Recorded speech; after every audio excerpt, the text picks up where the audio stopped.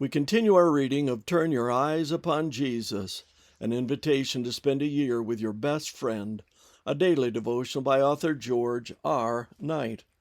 Today's reading, June 24, the meaning of discipleship, number 1.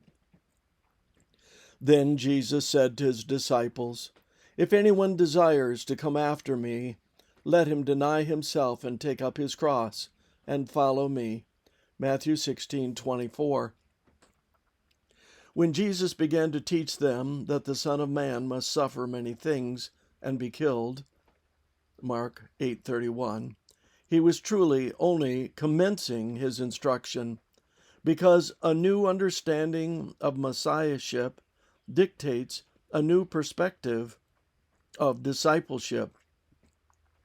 And if the new interpretation of Messiahship was distasteful to Peter and the others, the new concept of discipleship would be equally abhorrent. If anyone desires to come after me, let him deny himself and take up his cross and follow me. That verse contains two of the most difficult words that a person will ever have to face: deny and cross.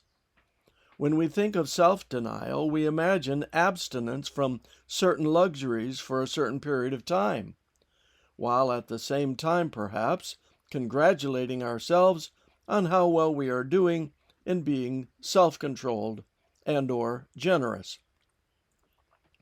But that is far from what Jesus meant by deny. It is a sharp and demanding word. One scholar suggests that in verse 24 it means to forget one's self, lose sight of one's self and one's interest. Another writer points out that the denial of self is something deeper than mere self-denial. It is making ourselves not an end, but a means in the kingdom of God. It is subordinating the clamoring ego with its shrill claim for priority, its preoccupation with I, me, and mine, its concern for self-assertion, its insistence on comfort and prestige, denying self, not for the sake of denial as a sort of moral athletics, but for Christ's sake, for the sake of putting the self into his cause. Thus, there is a massive difference between self-denial and denying oneself. The first is a minor surface operation, while the second is a matter of the heart, or more specifically, a change of heart. Here is a place where each of us followers of Jesus needs to become more transparent, more honest. Jeremiah tells us that the heart is deceitful above all things and desperately corrupt. Jeremiah 17:9.